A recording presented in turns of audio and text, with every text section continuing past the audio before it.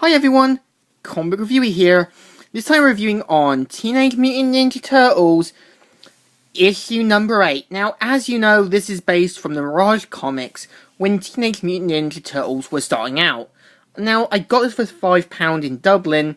This also features the first appearance of Renette, and the other characters that had been shown up in, say, the 2012 and the 2003 one.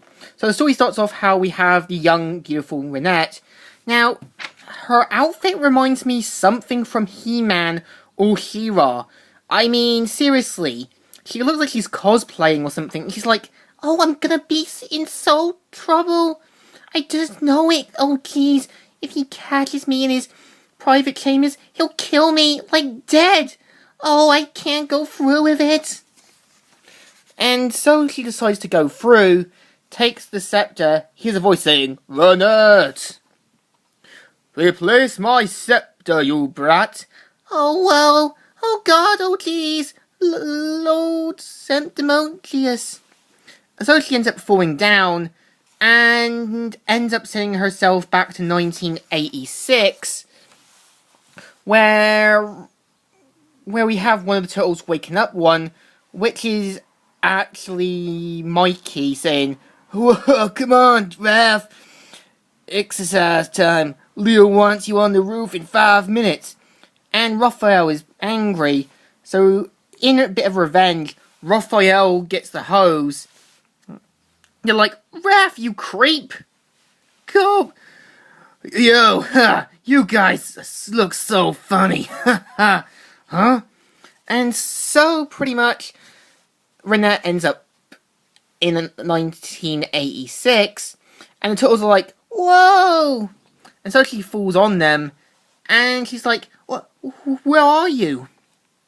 Oh, nice to meet ya. I'm Renette. Let me up. And so, pretty much, the turtles are amazed by a watermelon-boobed young girl saying, hey, wait a minute, isn't this supposed to be New York in the year 1986? And so she's so pleased that she wants to see what it's like, saying, this is too wild, like this is really it, the city of lights and love, and subways and sushi bars, I'm really gonna love it here. And just then Renette's boss shows up saying, Renette! Gah! Whoa! And so she tells them to help her out, and they mainly decide to go back in time into an era in the medieval era where we're introduced to Gurpus saying, Gurpus remembers telling you not to wake him up until sundown. This better be good.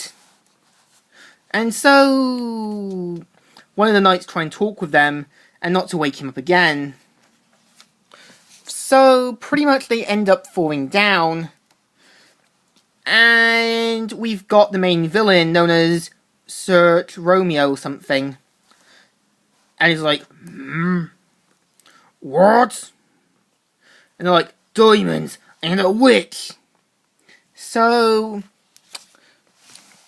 pretty much he's like, are you crazy? The scepter, the one that contains the sealed grand of time, it's here in this dimension. How? And so the turtles try and talk with Gurpus to calm him down.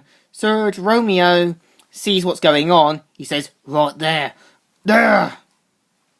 at the edge of the woods, Captain, have 20 of your best men mounted and attack ready in 4 seconds. Move it! And so Renette, talks to him saying, hey, you guys, chill out. No need to fight. I can explain everything. You see, back in the 79th level and everything, so what happens then is that they see that whole army's ready for attack. You're like, keep your distance. I'll handle this my special way. And so he blasts them through, and Sir Romeo steals the scepter and heads back home with it.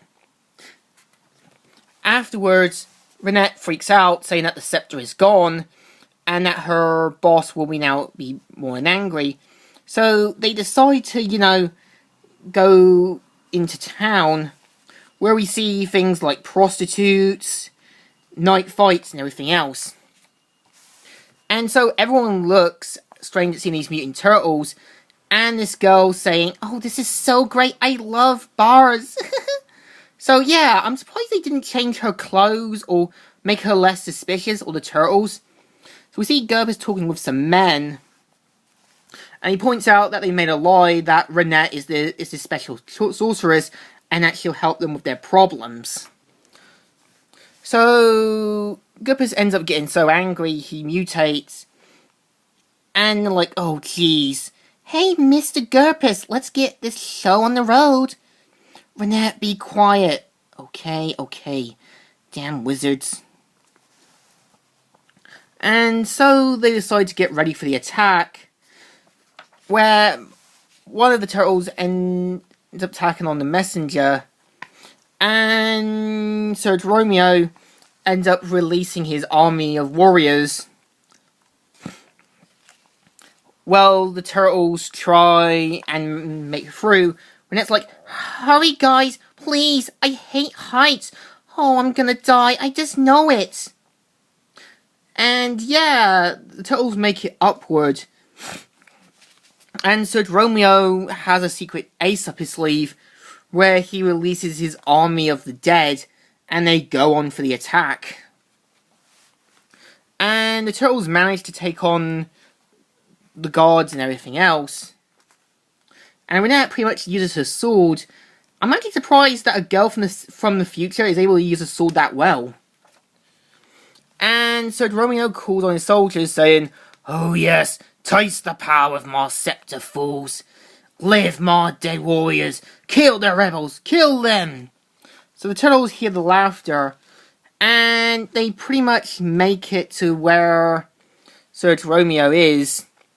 And despite their best efforts, they can't beat him.